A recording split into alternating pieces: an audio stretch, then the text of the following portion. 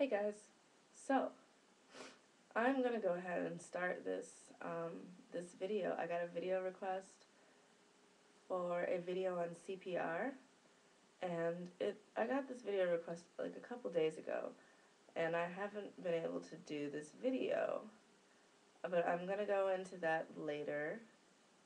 Um, I usually try to get to videos a lot faster than this, so sorry about that. Okay, so the deal with this video is that there are two different technical ways to go about performing CPR. So I'm going to talk about the infant CPR, and I'm going to be reading a little bit off of this site that I read it on, and then I will be doing another video on the, I guess, adult CPR. So yeah, let's get started. So the first thing is that I cannot do a demonstration on infants. There are no babies around for me to steal right now. So, not that I steal babies, but I don't have any, and I don't have access to any. So, the website says that the first thing you need to do is make sure that the kid doesn't have any sort of like diseases that you're aware of, for example, chickenpox or measles or mumps or something like that that are contagious. You know, diseases that kids get that adults don't usually get because we've either had them already, like chickenpox. Chickenpox, supposedly you get it once, you never get it again, unless your immune system is like highly compromised. And also, chickenpox supposedly is very dangerous for adults who did not get it as a kid and somehow end up getting it, like, for example, from their kids as an adult. I'm not quite sure why. And maybe I'll do a video on that because I'm going to find that out because it doesn't make any sense to me. I would imagine that a baby would be more susceptible to being severely ill from chickenpox than an adult would, regardless of whether they've had it before or not. So, we're going to find that out, guys, and then, well, later, not now. But, yeah. So, make sure that the baby doesn't have anything like that. We don't want you to get sick in the process of trying to save someone's life. It might sound kind of crappy, but I'm pretty sure most of you, if your life is gonna end up in danger, if you're gonna get screwed, you're not gonna be as willing to help other people. Now, granted, I'm sure there are a lot of good people out there who are just gonna go for it anyway, but you still want to, don't be dumb about it. Make sure that you're gonna be okay. So the next step is to make sure that the kid is breathing. Like, check and see if they're breathing or not. Well, technically you're supposed to wake them, or like try and wake them up, because, which I don't, like, I understand that and I don't understand that, because usually I would think that, for example, most of the time I would imagine people who get CPR performed on them, oh no, that's the Heimlich, never mind. Okay, yeah, try to wake them up. Try to wake them up, like gently rub them, like, rub their back like this, like put your hand on their back and just kind of shake them a little. Like, don't, like, pick the baby up and just, like, don't do that. That's not healthy for babies. You go to jail for that. That's not okay to do. But, gently, I mean, you can be a little bit aggressive about it. That's not gonna kill anyone, like, rubbing their back and making them jiggle, like, a little, like, you know what I'm talking about, or you should. If you haven't had a back rub, I'm sorry for you, but, try to wake them up, call out their name. Supposedly, really little babies, like infants, they respond well to, and when I say respond well, I mean, like, it stimulates them a lot, I guess. Like it wakes them up easily, or or makes them more aware. Um, if you touch the bottom of their feet, like if you rub the bottom of their foot, or like poke the bottom of their foot, not hard, uh, with your finger. Try not to use your nail. Um, but yeah, try to wake them up. If that doesn't work, check to see if they're breathing.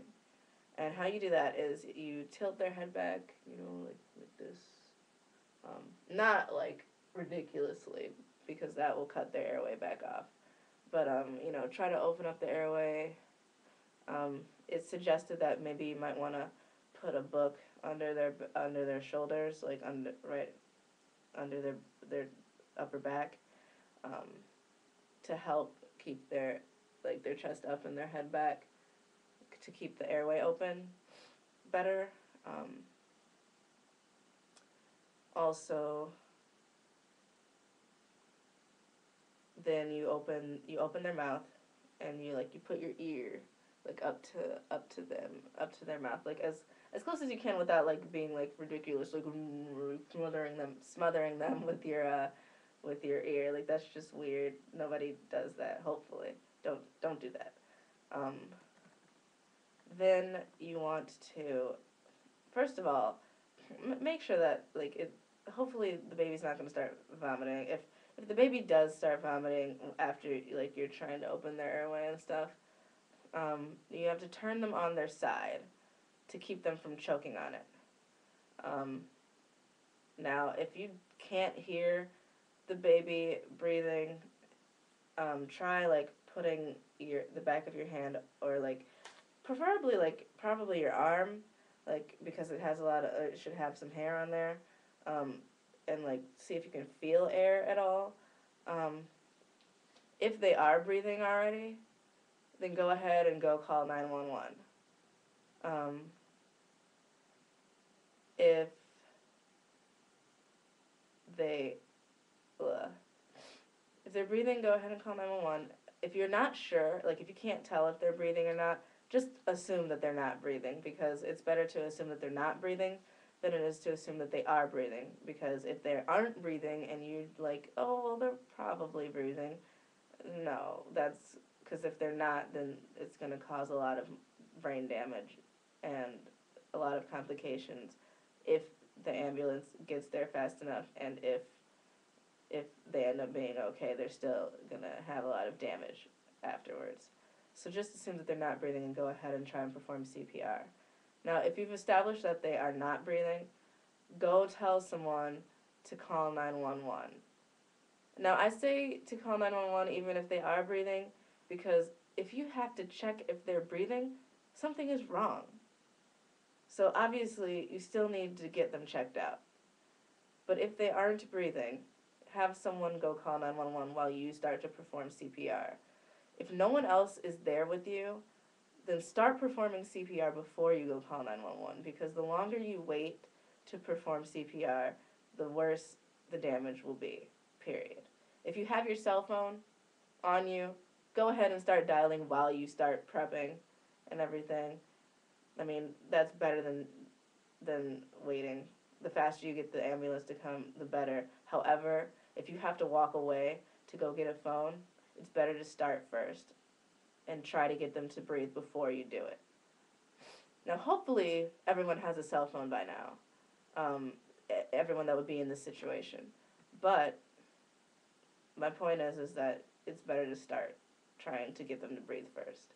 Now, if the baby's not breathing, you give them 2 breaths. That means that you need to cover their nose completely, like pinch hard. I don't mean like twist the baby's nose off. I mean make sure that the baby's nose is like closed off, like that they can't. If they were breathing, they wouldn't be able to breathe through their nose. And you want to, when you put your lips on them, you do not. It's not like a kiss. I'm tired of seeing like movies where it's like, oh, you kissed me. No. He or she has their mouth entirely engulfing your lips. It is supposed to be like all the way like around your mouth area so that no air can escape. It is not, no, it is raw. Like, seriously. It is, you're eating their face, literally. Pretty much. Um, but you want to give them two breaths. You want to breathe in, or yeah, breathe in when you're not on top of them, basically, and then breathe out into their mouth. And you want to breathe out into their mouth. You want to do it gently. Don't just don't do that. That's gonna hurt their lungs most likely, um, because if they're not doing it themselves, then their lungs aren't expecting that to happen. So you're gonna like basically freak their lungs out. Um, you need to be watching their chest, or like at least have a hand over it, not pressing, but like resting on it, just to at least know if their chest is rising or not, because you need to know if this is working. Now, their chest should rise up, and then when you stop, it should go back down. Now, you give them two breaths. If it doesn't appear that their chest is rising at all, no matter what, then you need to try and readjust their head, because you might not have the airway open. If that's not work, like even if you think that like no matter how much you adjust the head, um, no air is going in, then you start the breast compressions. Also, if you have done two breaths and they're not getting up, still probably you should do the air compression. Now this site doesn't say that, but I would do it. Period. Now, for a baby, you cannot just like put both your hands down and just like hardcore go at it. No, because babies are little and fragile. You're supposed to use two fingers. Now, it doesn't specify whether the two fingers should be on the same. Wow, somebody's talking to me. It doesn't specify whether the two fingers should be on the same hand, or if you should use one from each hand. I would probably go with one from each hand, or even two from each hand, honestly. I mean, it's not going to hurt. But you want the hand, or you want the fingers to be directly like in the middle of the chest, between the two pecs, basically, or the nipples, like directly in the center, and press 30 times. You're supposed to do it 30 times, about twice per second, according to this site. And after that, you do the two breaths again. And then you listen for them to breathe, and you repeat. So breathe into them, well, listen to them and see if they're breathing. If they're not, breathe into them. If that doesn't seem to make them wake up, do the 30 presses. Listen again. Or no, not listen again. Breathe into them, listen again, do the 30 presses, breathe into them, listen again. Now, there's also a suggestion that you try investing in a CPR mask, because it will help properly seal the area around the mouth, making sure that all the air goes in properly and doesn't escape. And it also makes sure that nothing comes out of the victim and gets into your mouth when you're trying to help. And also make sure that the person calling 911 knows why they're calling 911, because not only are the respondents going to ask them what is the emergency, but first of all, they need to know what the situation is, so that they know how to respond. And they need to be able to tell them, they need to know the address, so make sure that they know the address when they ask for it. But they also need to be able to convey the urgency to the respondent on the other line, so that the people know, this person is not breathing, we need help now. You cannot waste time. So, that's infant CPR, and I'm going to do adult CPR in a few moments. Thank you.